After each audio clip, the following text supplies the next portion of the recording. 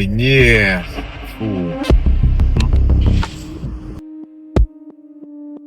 О, опять он здесь.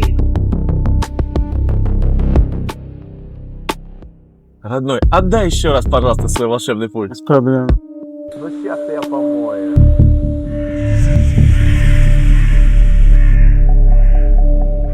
О, сейчас я. Что такое с ним сегодня?